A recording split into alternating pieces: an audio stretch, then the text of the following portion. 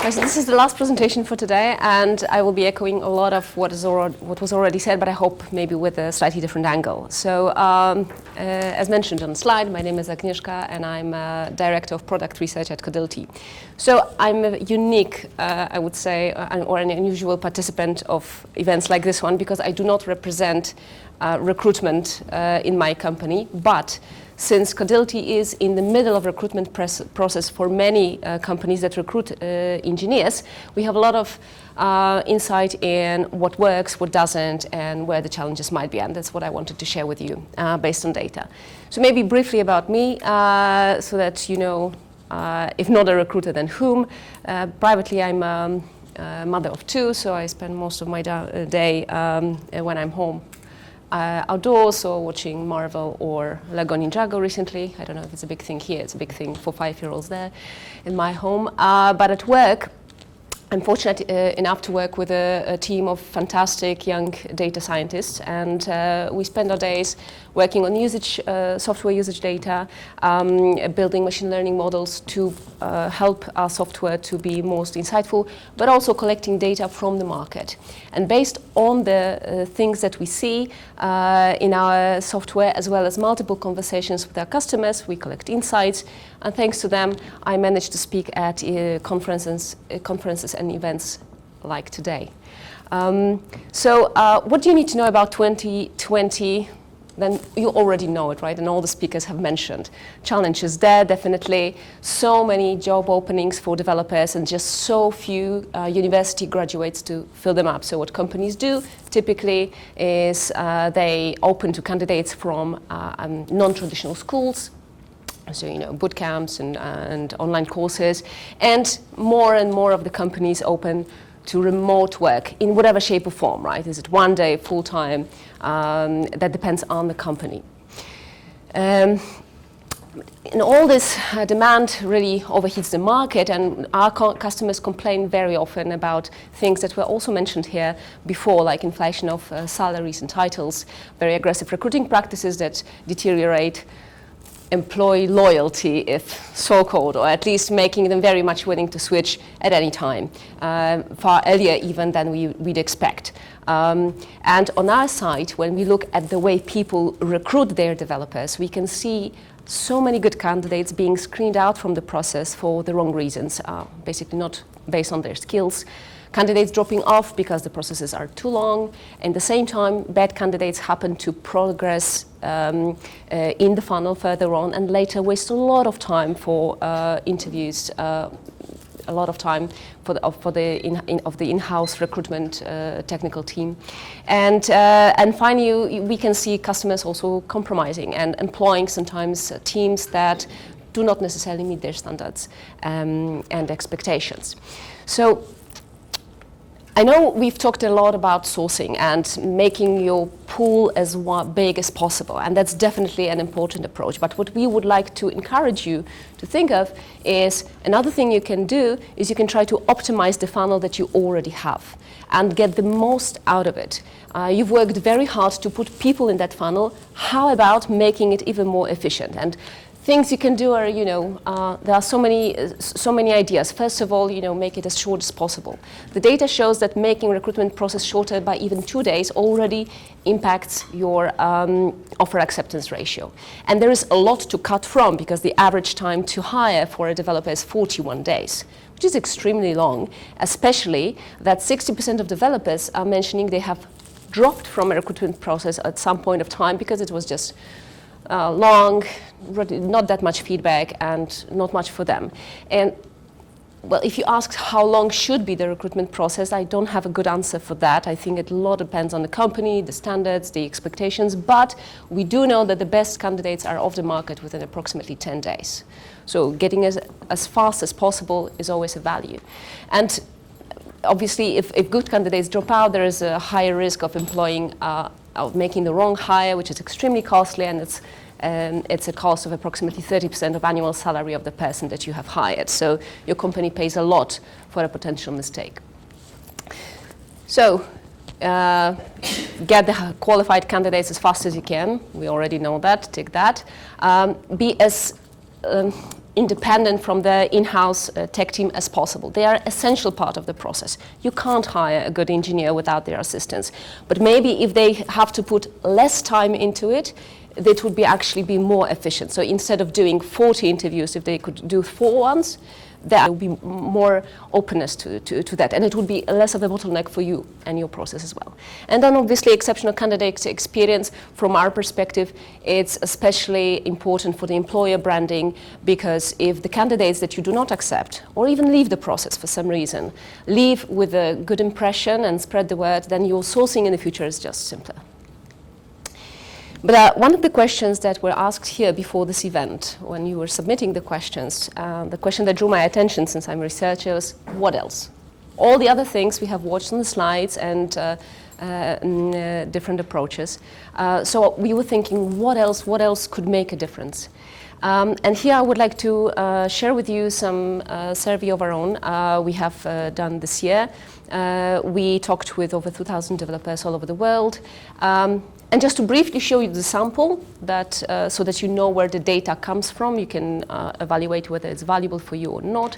The developers that participated in the survey represented all types of companies, lots of smaller companies representation, but also significant representation of enterprise.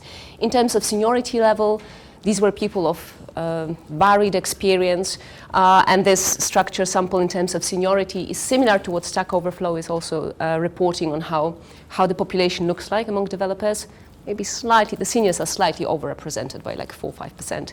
And these were mainly people working for companies that produce their own products or services, and only 27% of them were representing software houses.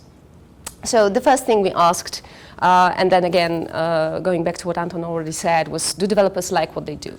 And you work with developers, so you know the answer. We just wanted a number behind it, because it's always nice to have a number. Yes, they do. They still want to be, over 90% of them want to still be in tech roles in 10 years' time.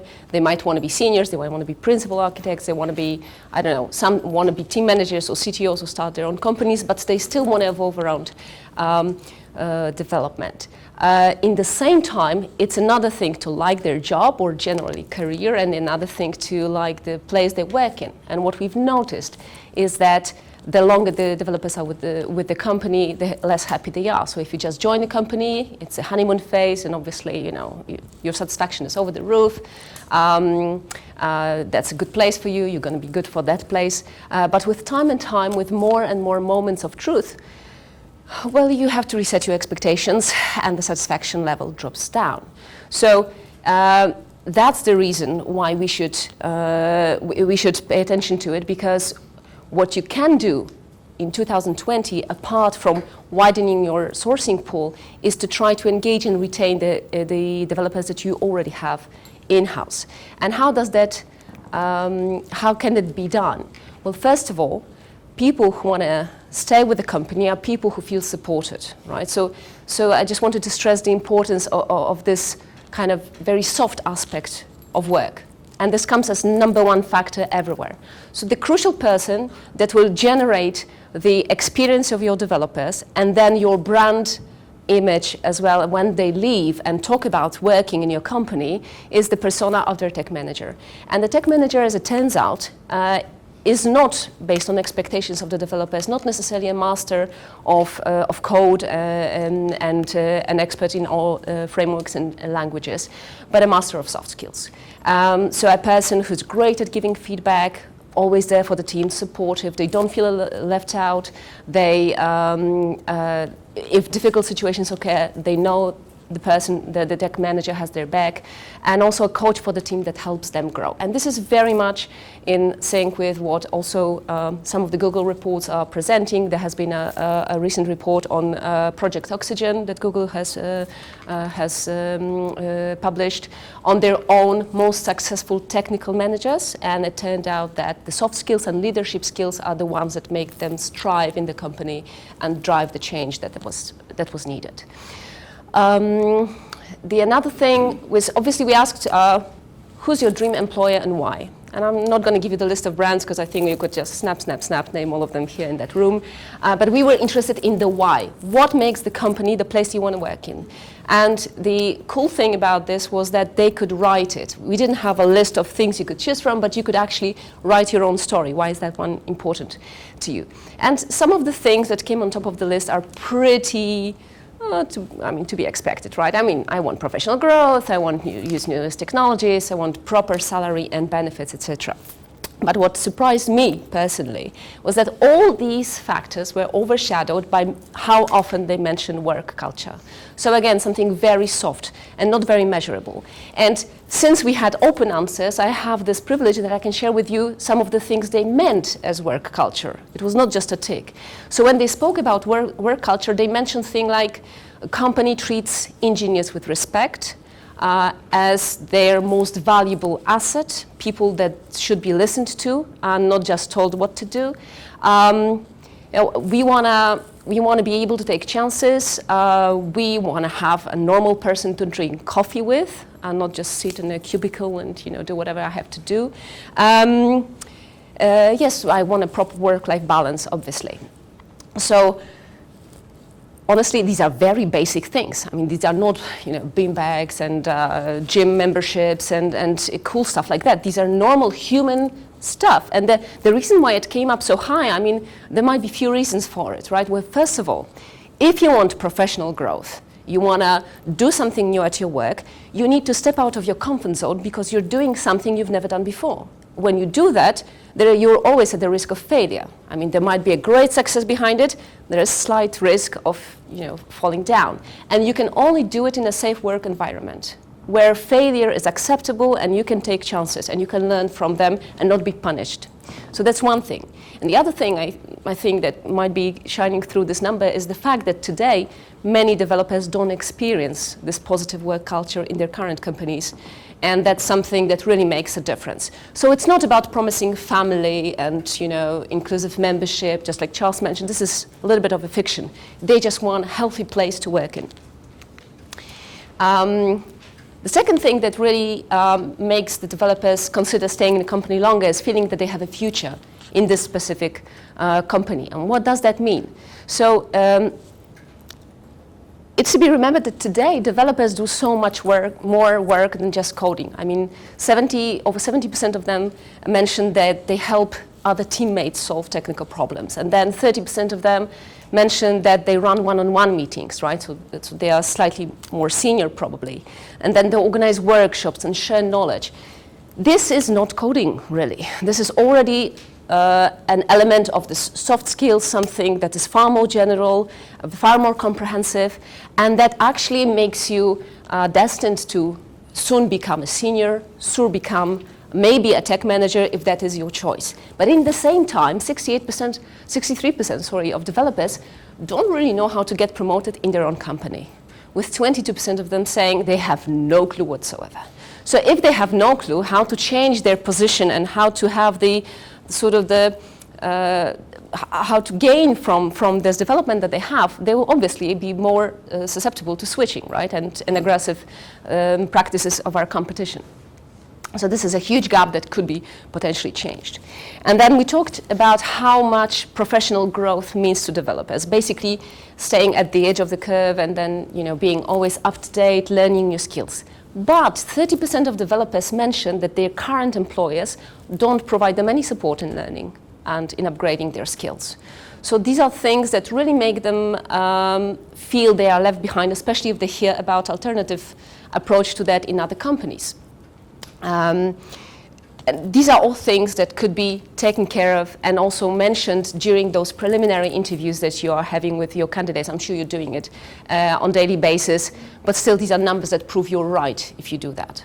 And another thing that has an impact on whether you stay or not, whether you're happy with your current place or not, is whether you feel successful. Successful as in, I did something really useful today. I progressed from point A to B.